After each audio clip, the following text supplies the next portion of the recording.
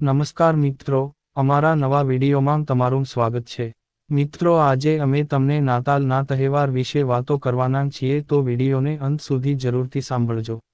નાતાલ એ પ્રભુ ઈસુ ખ્રિસ્તની જન્મ જયંતિ છે અને એ વિશ્વભરમાં 25 ડિસેમ્બરના રોજ ઉજવવામાં આવે છે. જો કે બાઇબલમાં 25 ડિસેમ્બરના દિવસે જ ઈસુનો જન્મ થયો હોવાનો કોઈ પ્રત્યક્ષ ઉલ્લેખ નથી. તેમાં એવી અનેક બાબતો મળી આવે છે કે જે એ સમયગાળાનો નિર્દેશ કરતી જણાય છે. જેમ કે એ સમયે ઘેટા પાળકોની ઘેટાઓ સાથેની સીમોમાં હાજરી એ વસંતના સમયનો ઉલ્લેખ કરે છે. એ ઉપરાંત ઈસુના જન્મ સમયે રોમન સરકારે કરાવેલી વસ્તી ગણતરી તથા ઈસુના મરણ જેવા ઐતિહાસિક તથ્યોના આધારે આ સમય નક્કી કરવામાં આવ્યો હોવાનું પણ મનાય છે. ઈસુના દર્શન અને અર્ચન અર્થે પૂર્વમાંથી માગી રાજાઓ આવ્યા હતા. એ ઘટનાની યાદમાં 6 જાન્યુઆરીના રોજ એપિફેની નામનો એક મહત્વનો તહેવાર ઉજવાય છે. આ ઘટના પણ 25 તારીખે નાતાલ હોવાની શક્યતાને સમર્થન આપે છે. કેટલાક વિદ્વાન એવું પણ માને છે કે 3જી શતાબ્દીમાં રોમનોના કૃષિ દેવતાના તહેવારની ઉજવણીને ધ્યાનમાં રાખીને તત્કાલીન ખ્રિસ્તી આગેવાનોએ આ તારીખની પસંદગી કરી હતી. નાતાલ તો તારણહાર પ્રભુ ઈસુના જન્મનો અને એ જન્મ મારફતે માનવજાતને પ્રાપ્ત થતી અનંતજીવનની ભેટનો અવસર છે.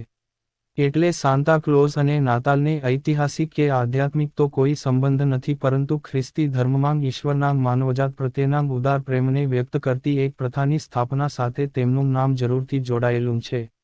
સાન્તા ક્લોઝનું મૂળ નામ સેન્ટ નિકોલસ હતું. તેઓ 4થી સદીમાં થઈ ગયેલા એક ગ્રીક સંત હતા. તેઓ આજના તુર્કીના રહેવાસી હતા. તેઓ બાળકોને ભેટ આપવા માટે જાણીતા હતા. આથી નાતાલના પર્વ નિમિત્તે બાળકોને અને મોટેરાઓને ભેટ આપીને પ્રેમ દર્શાવવા માટે પ્રતીક તરીકે સાન્તાનો ઉપયોગ કરવામાં આવે છે. સાન્તાના કપડાં લાલ જ શા માટે હોય છે તેની સત્તાવાર માહિતી ઉપલબ્ધ નથી. કહેવાય છે કે આજના સાન્તા ક્લોઝના પરિવેશમાં કાર્ટુનિસ્ટ થોમસ નાસ્ટેનું બહુ મોટું યોગદાન છે. તેમણે 1868માં હાર્પર વીકલી માટે સાન્તા ક્લોઝનું ચિત્ર તૈયાર કર્યું હતું. તે પછી 1930મી 1940ના દાયકામાં કોકાકોલા કંપનીએ તેની જાહેર ખબરો માટે આર્ટિસ્ટ હેડોન સેન્ડબ્લોમ પાસે કેટલાક નજીવા ફેરફારો સાથે સાન્તા ક્લોઝની તસવીર તૈયાર કરવી હતી અને આજે પણ એ તસવીરોના આધારે સાન્તા ક્લોઝનો દેખાવ તૈયાર કરવામાં આવે છે. સાન્તા ક્લોઝ જેમનું પ્રતીક છે એવા સંત નિકોલસ તેમની ભેટ આપવાની પ્રથા માટે જાણીતા હતા.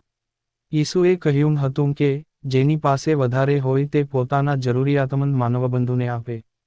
તેમની આ જ વાતના આધારે તેમના શિષ્યોએ પણ સ્વીકાર્યું કે ખુશીથી આપનારને દેવ ચાહે છે, તથી જે ગરીબને આપે છે તે પ્રભુને ઉછીનું આપે છે. આ સિદ્ધાંતોના આધારે ખ્રિસ્તી ધર્મમાં ઈસુના જન્મની ઉજવતી પ્રસંગે ભેટ આપીને પ્રેમ દર્શાવવાની પ્રથા શરૂ થઈ અને એ પ્રથાને વિશ્વવ્યાપી બનાવવાનું શ્રેય સંત નિકોલસને આપી શકાય.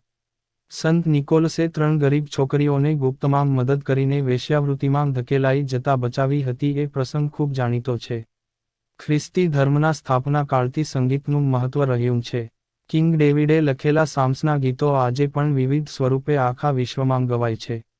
આવા કેટલાક ગીતો વિશ્વભરમાં જાણીતા છે જેને ક્રિસમસ કેરોલ્સ તરીકે ઓળખવામાં આવે છે. મૂળે લેટિનમાં લખાયેલા આ ગીતો વિશ્વની દરેક ભાષામાં ગવાય છે. આનંદની વાત એ છે કે આ ગીતોની કેવળ ભાષા જ બદલાવામાં આવી છે, બાકી રાગ તો આખા વિશ્વમાં એકસરખો જ રહે છે. ગુજરાતીમાં તેઓ સુનો દૂતો ગાય છે. કેવી શાંત નિર્મળ રાત તથા આનંદ જગમાય તારક જન્મ્યો વગેરે જાણીતા કેરોલ્સ છે. બ્રિટનમાં વિલિયમ સેન્ડીઝ તથા ડેવિસ ગિલ્બર્ટ નામના 2 ધર્મપ્રેમી સાહિત્ય રસિકોએ ઇંગ્લેન્ડના ગ્રામીણ પ્રદેશો ખૂંદીને જૂના ખ્રિસ્તી ગીતો એકત્રિત કર્યા હતા અને એમાંથી મોટા ભાગના કેરોલ્સ મળી આવ્યા છે. યુરોપના ખ્રિસ્તીઓ નાતાલની ઉજવણી કરતા પોતાના ઘરમાં ફર કે પાઇનના વૃક્ષની ડાળીઓનો શણગાર કરતા. આમ કરવા પાછળ તેમનો હેતુ વસંત ઋતુનો અનુભવ મેળવવાનો હતો. ઉત્તર યુરોપમાં અંદાજે 1000 વર્ષ પહેલા નાતાલ વૃક્ષ સજાવવામાં આવ્યું હોવાનું જાણવા મળે છે. એ સમયે ચેરી અને હોથરોન જેવા કુંડામાંના છોડને પણ ક્રિસમસ ટ્રી તરીકે શણગારવામાં આવતા. એવું કહેવાય છે કે જર્મન પ્રિસ્ટ માર્ટિન લ્યુથર નાતાલની આગલી રાતે એક ગાઢ જંગલમાંથી પસાર થતા હતા ત્યારે તેમણે આકાશમાં જોયું તો જંગલના વૃક્ષોની ડાળીઓ ઉપર તારાઓ ચમકી રહ્યા હોય તેવો આભાસ રચાયો હતો. આથી તેમણે ઘરે જઈ તેમના બાળકો પાસે ક્રિસમસ ટ્રી તૈયાર કરાવ્યું હતું. એક માન્યતા એવી પણ છે કે બાઇબલમાં ઈશ્વરે મોઝીસને સૂચવેલા મુલાકાત મંડપમાં દીપવૃક્ષ જેવી રચના હોવાનો ઉલ્લેખ છે. આવી 7 દેવીઓનો ઉલ્લેખ બાઇબલના અંતિમ પ્રકરણમાં પણ જોવા મળે છે. આ બંને બાબતો નાતાલના ક્રિસમસ ટ્રીની પાયામાં વણી લેવામાં આવી છે. અત્રે ઉલ્લેખનીય છે કે અમેરિકન ટેકનોલોજીસ્ટ રાલ્ફ મોરિસે 1895માં ક્રિસમસ ટ્રીને ઇલેક્ટ્રિકલ લાઇટો વડે શણગારવાનું શરૂ કર્યું હતું. વ્હાઇટ ક્રિસમસ આ તહેવાર ઉત્તરી ગોળાર્ધમાં આવેલા દેશોમાં થતી હિમવર્ષાને નાતાલ સાથે સાંકળે છે.